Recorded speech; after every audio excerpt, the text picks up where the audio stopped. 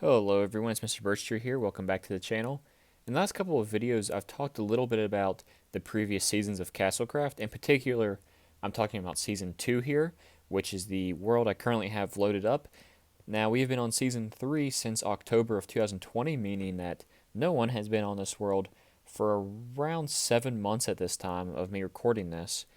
And yeah, so this is basically just my base here on Season 2. And as you can see, it doesn't look finished here in my chest room. And you can even tell in my inventory there, it's just kind of random stuff thrown in. I don't have too much of any of the resources. I have quite a bit of coal, but other stuff I don't really have a whole lot of. I don't even have full netherite gear that's enchanted. I just have it here in my ender chest. And I guess I kind of want to talk a little about why this happened. And it was during Season 2, we were very excited to get started. Obviously, we were on Season 1 for nearly a year, so we were looking forward to starting over with the Nether update, which is actually what we were updating on for the start of Season 2. And Season 2 did not go how we thought it would. We kind of lost our player base early on. Everyone kind of got burnt out of it. And I guess I just kind of want to talk a little bit of why this happened and how we can prevent that in future seasons and what we have overall learned. So to start off here, this is my base. This was the first season that my girlfriend actually played on the realm with us, so we kind of shared this space together. As you can see, we started on quite a few towers over here that never really got done. Like we have this little villager one here. There is a sheep one over here to the right. This one is actually the only tower that's complete. The other ones are not. And yeah, I mean, we were planning on being on this world for about 6 to 8 months. We were really planning on this kind of being a long-term thing, but in reality, it only lasted for about 3.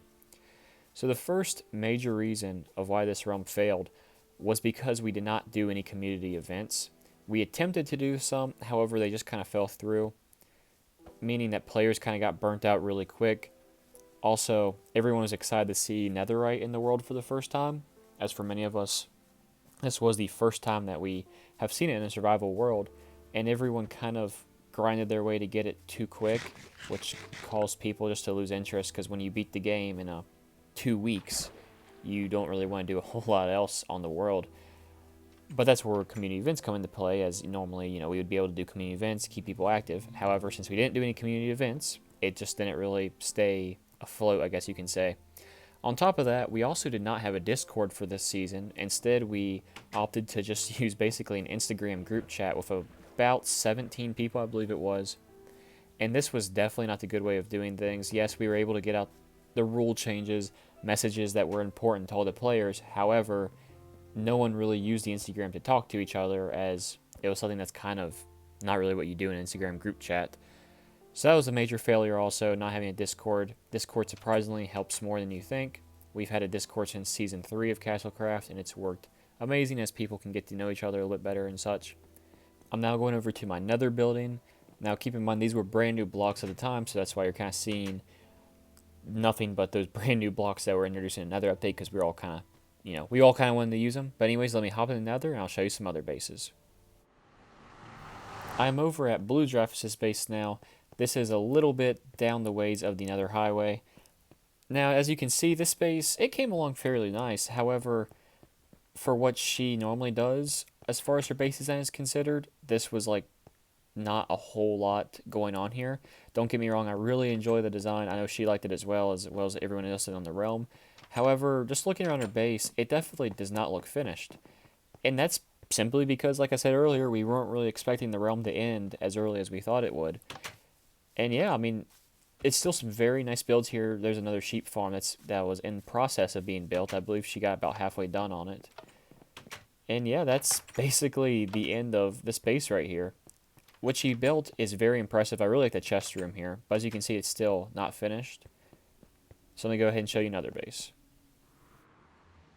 I'm over at another player's base now, and this is actually kind of something different happened here. She actually completed just about everything that she wanted to on the season, and she wrapped up her season in about 1 month.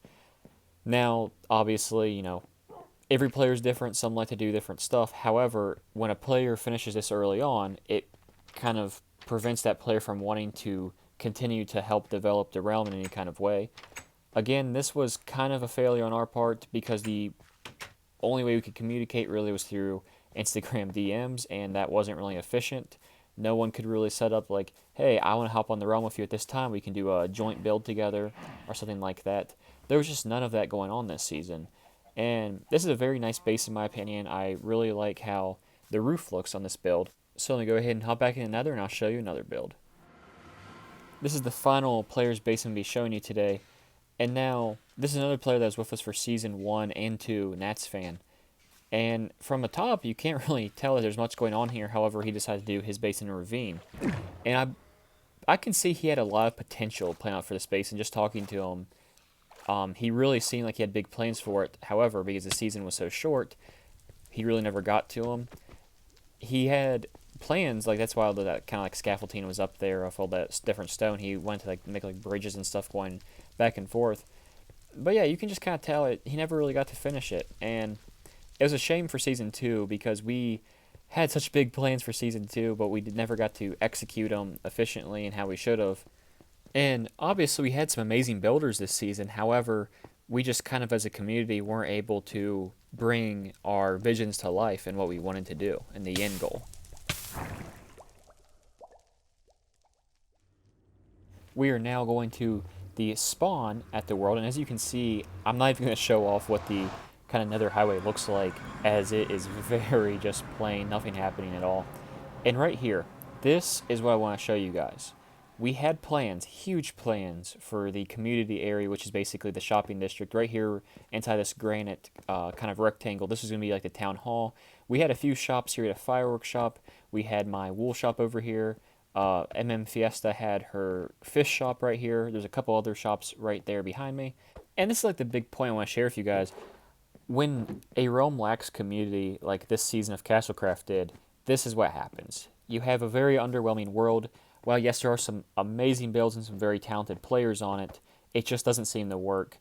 We definitely fixed this for Season 3 of CastleCraft. We really made it about a community group, and I can tell you what, it's definitely a lot better. We've welcomed many more amazing builders into our group. People want to join us like crazy now, which is awesome to see.